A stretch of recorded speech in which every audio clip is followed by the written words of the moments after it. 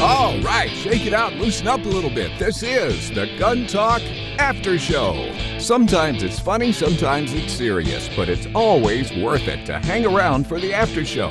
A lot of times we cover topics we either couldn't get to or didn't want to put on the radio. If you're on hold, stay right there, because we're calling Tom back to the microphone for a little more fun. Show producer Jim Kinsey will be here along with Michael and Michelle. Now, the Gun Talk After Show. All right, welcome to the after show of Gun Talk. Tom Gresham here. We're going to have a little fun. We got some folks on hold. Let's see, George, John, Steve, don't go anywhere. We're going to get to you. We got Michael, Michelle, and Jim here. Everybody checking in? Hello. Greetings. Hello. There they are. There they are. Had some good calls this week. And really, I thought the guests were great. Love having Cam Edwards from Cam & Company. But Guy Smith catching that reporter out there, I just wanted to get your take on what was your reaction to that? Surprised, not surprised, or just kind of expected? Well, we all know what happens. I mean, it's kind of like an unsaid thing where you just sort of understand that's going on, but what really kind of ticks you off is they're so blatant about misleading the public. I wouldn't call that media. I would call that sensationalism. It's an interesting point you make. I like it. They're just blatant about misleading the public because, of course, now they might say, no, I'm actually just telling them the way it is. I'm just looking for a better way to explain it. But, you know, traditionally in the media, the idea was I will give the public the information and the public will do what it will with it. In this case, they're saying, no, I know what the public needs to do, so I'm going to craft the message in such a way to move the public in the proper direction. Yeah, and that actually, I think, started around the Watergate time. I think advocacy journalism started with Watergate when young reporters said, wow, we can actually, get a president kicked out of office. We have power. This morning I saw on CNN, the general in charge of the VA had to resign, was forced out of office in the last couple of days. Yep.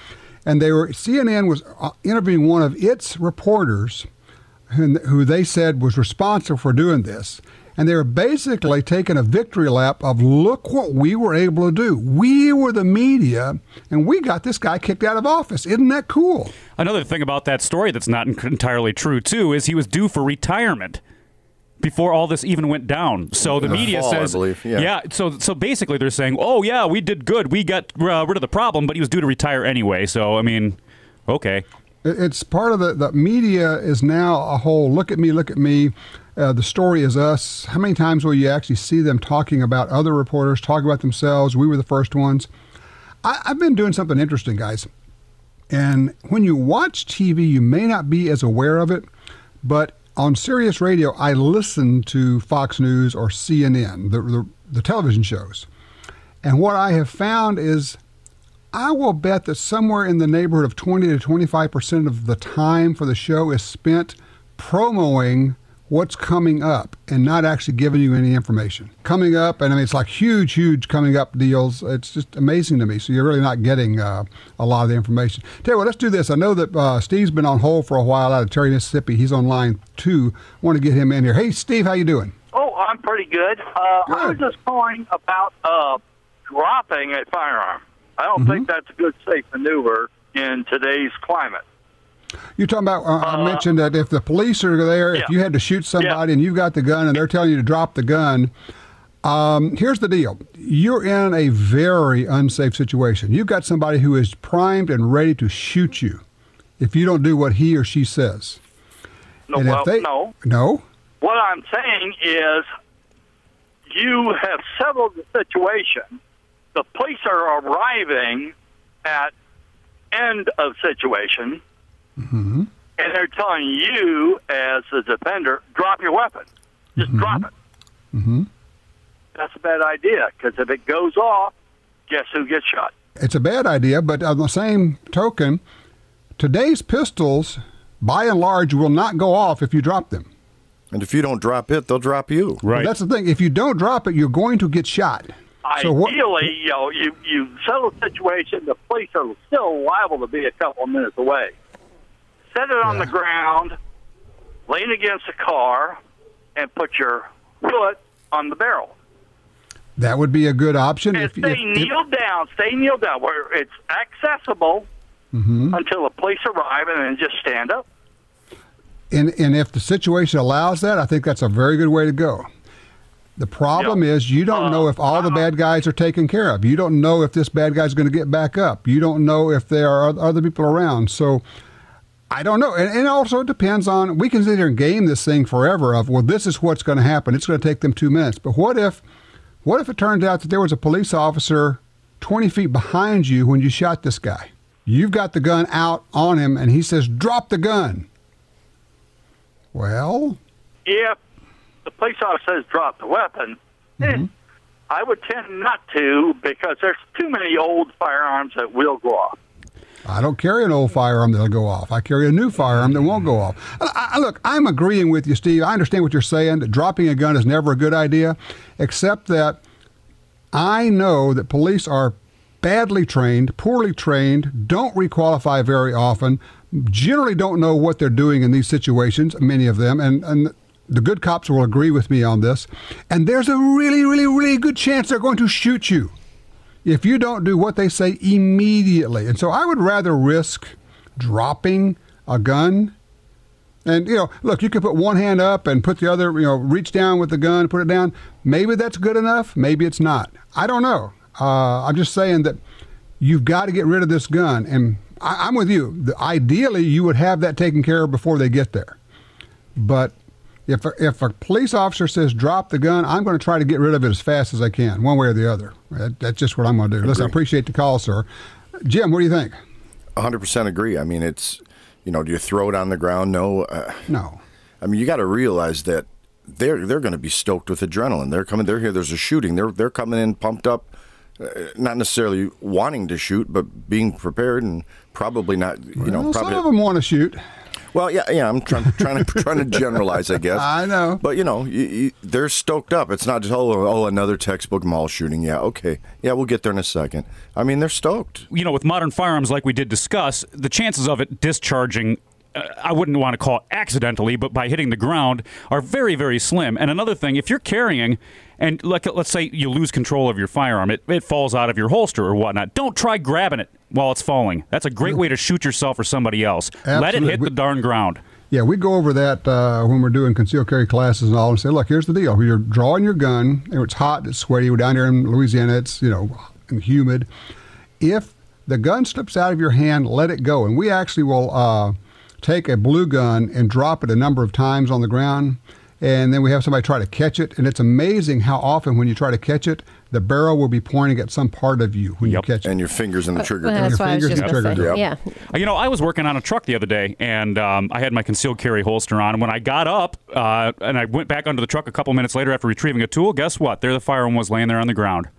You need a better holster. I changed that holster out. I did. But, and the thing is you don't really, I thought the retention was fine, but I guess the angle in which I was laying it dislodged it. So you have to be aware of not only your firearm, but the equipment that you're using as well. No kidding. I remember Clint Smith saying, put all your concealed carry gear on. Now get on the ground and roll around, do a somersault, roll around, and then get up. But everything that's still on the ground is stuff you're not going to have in a fight. Mm-hmm.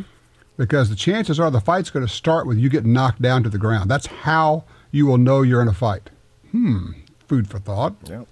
Michelle, you wanted to say something there? No, I was just agreeing with Jim in the aspect of when you try to catch one of your firearms, typically that's when the fingers get involved in the trigger guard or end up going, where they're not supposed to be. And if the safety isn't on, then you do have an accidental discharge. And, that's what we're trying to prevent. And by dropping the firearm, I agree. The cops want an instantaneous result. Drop it now. I would also submit that there is no such thing as an accidental discharge. I did say it earlier, but it's all negligence. Well, I understand, and we get caught up in that, and I agree with you. At the same time, it's not something I get real worked up about. And sometimes on the firearms forums, people get all worked up about, oh, it was not accidental, it's negligent. Okay, yeah, it is. I get that. It is. When you're trying to catch a handgun in that aspect, that's completely accidental. Well, see, that's where training comes in, because you have to train not to catch it. Human nature is you drop your coffee cup, you go to grab it. Right. Well, and the way you train is when you go to the range, you say, okay, if I drop this gun, you got to plant that thought in your head. I'm going to let it go. My hands are going to come up. I'm going to let it hit the ground. Then I'll reach down and pick it up. The finish on your nice new gun is not worth somebody's life. Not in the slightest. I mean, it's we at some of these schools we go to, we'll actually put all the guns on the ground, everybody's gun, and then you have to go pick up a gun, and it's not yours, and shoot with it, because you need to learn how to run every gun. And people say, yeah, you can put my gun on the ground. I say, well, yeah, it's going to be down on the gravel, down on the concrete. Yes, it is. If that's a problem for you, you probably need to be carrying a different gun. Put it back in the trophy case and grab a practical gun. That's right. Gun. Get you a real carry gun, and don't take your barbecue gun out on the street. I like barbecue guns. Don't get me wrong. I love pretty guns that you can wear to a social barbecue. But there you go. I got to get George in here on line 3 from OC Shooters. Hey, George. Another excellent show, I'll tell you. The Cam Edwards is great. I try to listen to him every day. One of the things about PA not having the concealed carry anymore from states where people don't have concealed carry from their state, that shuts out New Jersey and New York City and all these states where you can't, in reality, get a concealed carry license. So a lot of the people that are in these shall-issue states forget about the may-issue states like New Jersey and places like that. Yeah, and you start losing reciprocity. What happens is they're dialing back concealed carry. When a state says, well, we're not going to honor other states' carry permits, they're dialing it back. And I guess, George, one of the points I wanted to make, and I'll get everybody to kind of get your thoughts on this, is we have made such great strides with concealed carry and other things. We actually have been winning a lot. I wonder if we don't get a little complacent sometimes and think, okay, we've got that, we don't have to worry about it, and forget that there's always somebody working to take it away from us again. That's true. I need to correct you on one minor point. Okay. You made a statement that the gun control laws don't impact criminals and stuff like that, and that's not really accurate. We passed the SAFE Act in New York State, and now we have a whole bunch of brand new criminals that were never criminals before. Yeah, it makes for more criminals. Yes. Yeah, all of a sudden we got 200,000 or 300,000 at least new criminals in New York State that we never had. We probably double the criminal population, if not more. So, yeah, and I would call it civil disobedience on a scale that we haven't seen since the civil rights movement, and more power to you. I hope that you guys can get some of that dial back. And, that's one of those deals that what we really need is for every gun owner in America to chip in $10 or $20 to fight what's going on in New York and Connecticut, to drive it back and drive those politicians out of office so that other politicians will be afraid to do it because they'll be afraid of losing their jobs. George, thank you for the call. I don't know, guys. Your thoughts? I'm just wondering if the numbers he just shot out of new criminals in New York, if that includes the politicians. Yeah. No, well, they're career politicians. That's a whole different thing. Well, they've been at it a long time. There are some states that have non-resident permits. So, maybe they'll do something like that where you can apply for a non-resident permit for them. That would be pretty cool. I would guess that if the Attorney General is trying to dial back reciprocity, she is not going to want non-resident permits there. But that goes back to what I said, during the regular show, which is we have to be involved, all of us, each of us. We have to join the state gun rights groups, and then those groups have to be working with politicians to lobby them, but also to elect good politicians, legislators, so that you can go to the legislature and say, okay, here's what we want. We want you to pass a law that says our state honors all carry permits, period. If a state issues a carry permit, it's good in our state. And then you got to go around these guys sometimes. Sometimes you just have to go around them. It's just what it is. Hey, guys, let's take a quick break here, and then we come back. We can chat a little bit. We'll get with John from Dory Lane. Don't go anywhere, John. We'll get you in here. Let's take a quick break. We'll be right back.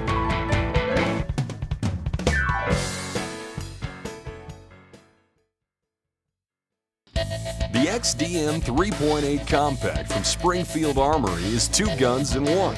Use as your concealed carry gun with a compact magazine and use the extended magazine for home defense. Carry 13 rounds of 9mm in the compact magazine and a whopping 19 rounds in the extended magazine. To see the entire family of Springfield Armory XDM pistols, go to springfieldarmory.com. That's springfieldarmory.com. All right, we are back with the after show. We got Michelle, Michael, Jim, and we still got John on hold. John, don't go anywhere. I got to get you in a minute here. Michelle, you been doing any shooting? No. No. No. No, could you tell by the hesitation? Yes, I know. You're going, oh, I'm so embarrassed. I haven't done any shooting. No, I haven't in the last recent weeks, but not so long ago, I did have my 45 out to the range, and I came back invigorated because you often forget how much fun it is just to go out to the range and shoot. That's an interesting point. You come back invigorated because you go... We sometimes have to remind ourselves, boy, this is fun. Yeah, that's how I felt when I came back. I was like, gosh, I love that. How come we don't do it more often? Oh, what 45 are you shooting? Oh, I have a SIG. Ooh. Oh, I have a SIG. You poor thing, you. Yeah, so sorry. Yeah, no, those are fabulous guns. It's a great gun. Yeah, I mean, SIG just makes good stuff. Yep. I got to shoot one of their new 1911 in 9mm, and it is such a darling. I mean, you heard me say it before. They're just 1911s and 9 they're like cheating. They're so easy to shoot. Yeah, they got great triggers. I want one. It's on my bucket list. It's interesting. We were doing some video this week, and Ryan and I were in the shooting range. I'm trying to remember what. Oh, we had the it's Smith & Wesson 1911 from the Performance Center. So you know it was good anyway. And it's funny because several years ago, Ryan was saying, and of course, he's a lot younger than I am. He said, I just don't get what the deal is with 1911s. You know, it's old. It's, yeah, okay, fine. Yeah, I didn't push it. And then after he shot this gun, he says, you know, I really do like these 1911s. It's the trigger. It's an action unlike anything else. They're so simple to shoot. They look scary and intimidating, but they're so comfortable. I think they're one of the prettiest guns in the world, personally. I think the reason we like them is because the triggers are so good. Well, and the recoil, the way the gun is designed, the recoil is completely manageable. You can handle it without any kind of issue. It doesn't matter the size. The gun just works superbly, and it's easy. Oh, but how can it be so nice? It's over 100-year-old design. I love watching those old World War II era training videos where they're teaching these GIs to run around shooting one-handed with these 1911s, and they're, I mean, sure they've had practice, but these guys are just knocking these targets out with the thing. Yeah, sure. It's just neat. You know, I know about that. With good video editing, you never miss. That's right. Oh, man. Let's get John here from Doyley. He's on one. Hey, John, how you doing? I'm doing fine, Tom. How about yourself? I am good. That's what are you cogitating about right now? Well, I'm looking at getting more involved in helping protect our shooting rights and gun owning rights, and excuse me for the little bit of congestion. I wanted to ask you how I might pursue more of an active role. Well, that's a great question. On the state level, there is a group called the Louisiana Shooting Association, and they are the group that just got 3 good bills through the legislature. We just got a clarification on restaurant carry. We can carry in restaurants that serve alcohol. We now are going to be able to use suppressors for all hunting on our rifles for hunting, which is a really good deal. Yeah. It was another message. I would say you might want to try getting involved with the Louisiana Shooting Association. It's a really good group, and it's like $10 a year. It's just crazy cheap. One of the best things you can do is just try to take people shooting. Jim, tell him what you did last year with your quest. Yeah, I failed miserably. Thanks for bringing that up, Tom. You are such a slacker, you. I tried to get one person a week for 52 weeks. So I could say I've trained 52 people to go to the range, yeah. and I fell too short. I ended up at 50. And, sometimes there's 2 or 3 people. Sometimes I'd miss a week or 2. But you took 50 people to the range for their first time out. Yes. A lot of those were non-shooters, and I dare to say anti-gunners who I just challenged, said, listen, it's kind of like what Cam was talking about earlier. I may start a nationwide boycott and try to ban all skydiving. And the reason is because I'm afraid to skydive. I don't know anything about it. Because you've never done it. And I've never done it, right. Yes. So I try to work that into conversations. Like, well, oh, you're an anti-gunner. Okay, well, how many times have you shot? Well, I haven't. Oh, well, maybe we should give that a try. I'll approach people waiting in line at the grocery store. I bring it up in conversation. Pretty much everywhere. I consider myself an ambassador of the firearms. Or a stalker. One of them. Yeah, well, the police view it different. But seriously, I bring it up often, and I don't use the word guns. People that aren't gun-friendly tend to freak out. Target shooting is one way I'll say it. If you ever go target plinking, it just really diffuses the negative connotations. John, what we're saying is that a great way to be an activist for guns is to keep taking people out to the range. I should say that more quickly. Don't say just take people out. That's got a different connotation. Take people to the range, take them shooting. But look, Louisiana Shooting Association obviously joined the NRA. I assume you're a member of the NRA? Yes. Okay. And you can always join other groups. The Second Amendment Foundation is a great group. I very much support them. But I think maybe getting involved on the local level, and you're in Doyleem, so you're not that far from Baton Rouge. If they had something going on, you could actually show up there for a hearing. Yes. Okay. I did that this year, and it was instructive. It was disheartening to watch the legislators and think, wow, I think I've had dogs smarter than some of these people.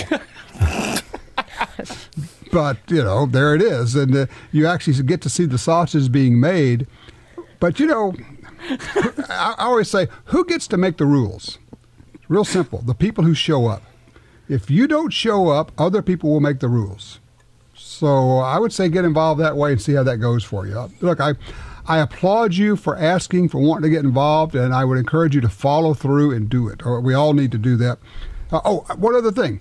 Go to school board meetings. I want everybody to go to school board meetings and say, do you guys have one of these stupid zero tolerance policies where if a child draws a picture of a gun, he or she gets in trouble? If every one of us would go to school board meetings, and at every single school board meeting we bring it up, we could start dialing back some of this nonsense too. So that'd be another place to go. City council meetings, parish and Louisiana parish meetings, governmental bodies. Show up. Just show up. Make it part of your routine. You're going to go do these things because nobody else does, and it's amazing what you can do if just one person shows up. Something to be aware of, too, when you're trying to be an ambassador for the firearms community, to not push your beliefs on other people forcibly.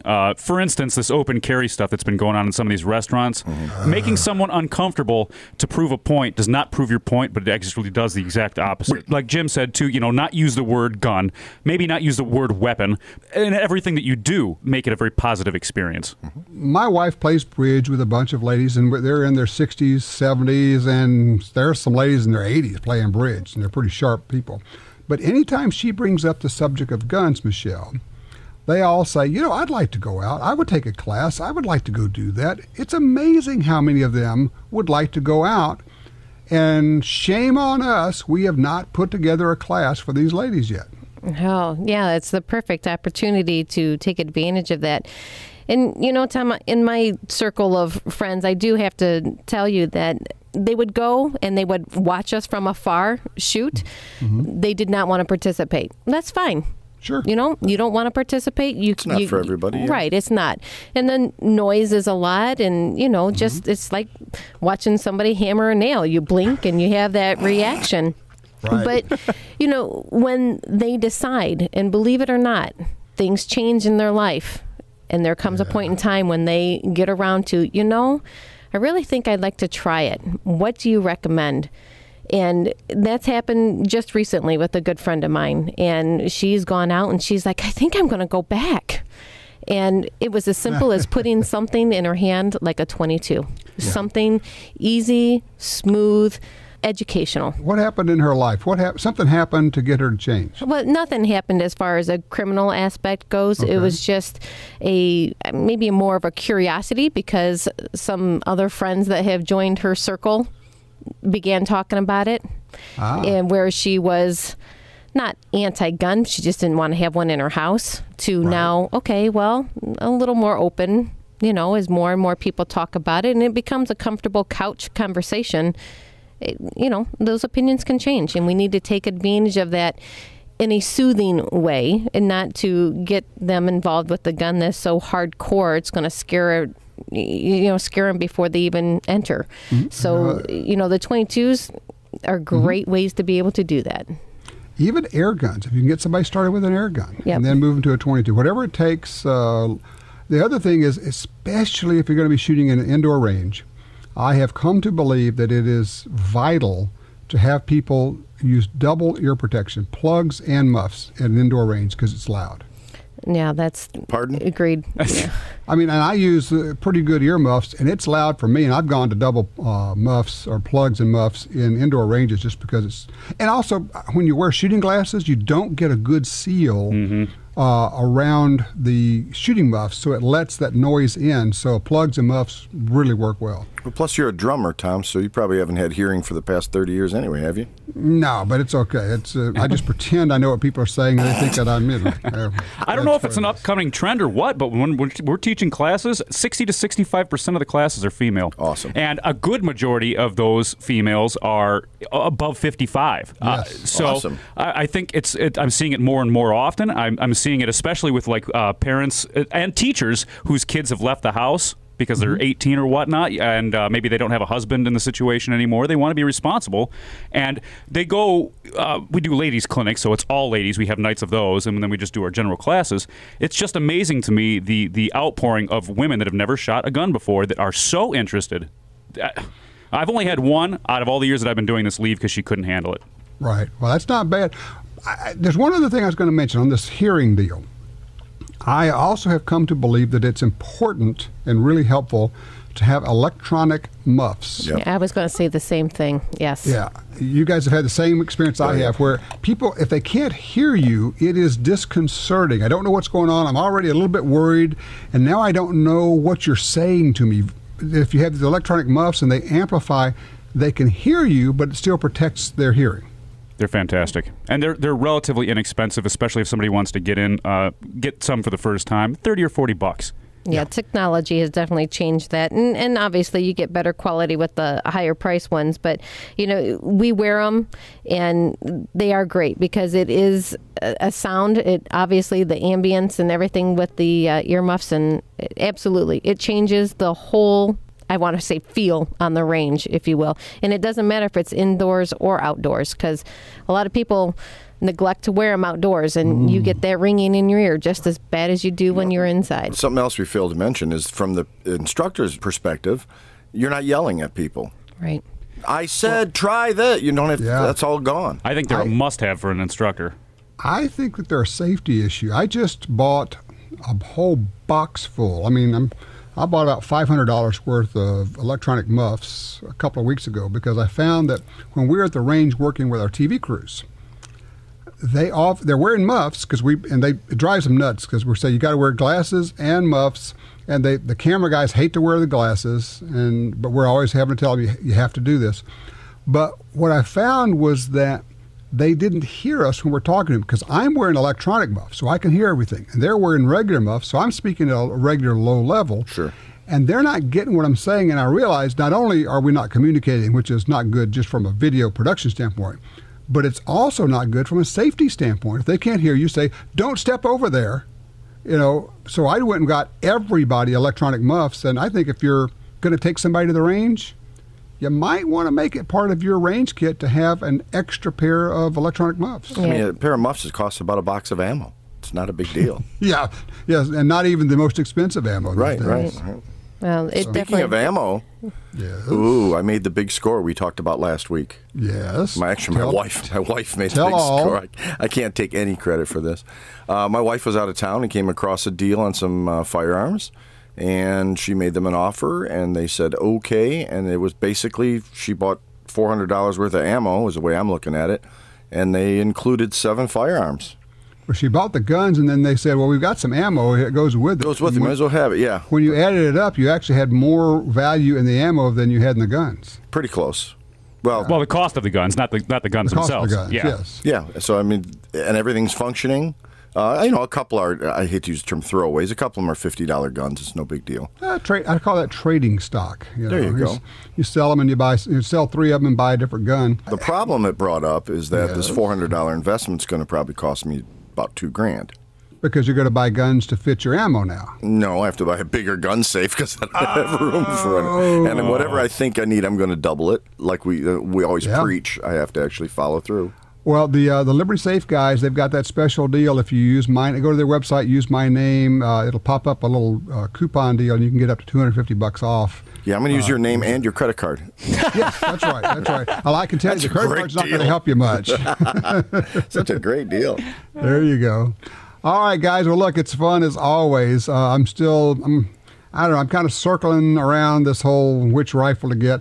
I think maybe I'm not going to get a rifle at all. I'm just going to continue to research it because that's maybe end up being more fun than anything. And you've ruled out having a blowgun?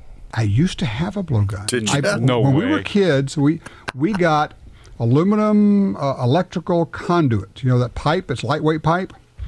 You're talking about electrical conduit pipe? Yeah. All right. And we would cut us about 4 or 5 foot length of it. Now imagine this, and they would cut off a clothes hanger, get about a 6-inch piece of wire from a clothes hanger, sharpen one end, take a cotton ball, wrap it around the other end. We could drive that sucker into a telephone pole. Wow. Awesome.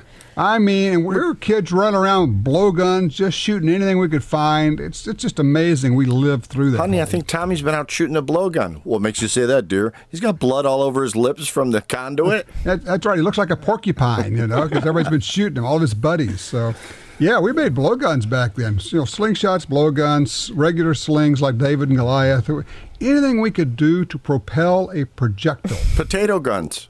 Oh, Potato yeah. guns. Oh. My dad built one of those really cool tennis ball cannons out of old steel cans. That thing will shoot like 600, 700 yards straight up in the air. It's ridiculous. Nah, we're not geeks. No. Did I ever tell you about the cop who came to see what we were doing when we had the potato guns? No. We were out there shooting. This is a long time ago. Ryan's a little kid. And I made a potato gun, and I'm shooting, and this police officer drives around, sees us, drives up to us. We're on this big field. He gets out and says, "You shooting fireworks?" I said, "No, sir, we're shooting potatoes." He says, "What?" And I showed him. Boom. Yeah. They fired out 100 yards or so. And Ryan and Meredith, his sister, out there, I'm basically bombing them with potatoes. They're picking them up. He looks at it for a minute, shakes his head, starts walking back to his big cruiser. He says, "I gotta get me one of those." He just drives off. They're cool. Well, with that, we'll do a wrap on it, guys. Thank you so much. Have a good week. Take care. All right. You've been listening to the Gun Talk After Show. It comes up after the regular radio broadcast right here. You can download it on your pod, or you can listen to it right on your computer. This is where Tom, Jim, Michelle, and Michael hang around and have a little more fun doing what they do best, talking about guns. Check us out online at guntalk.com, and we'll see you back here next week.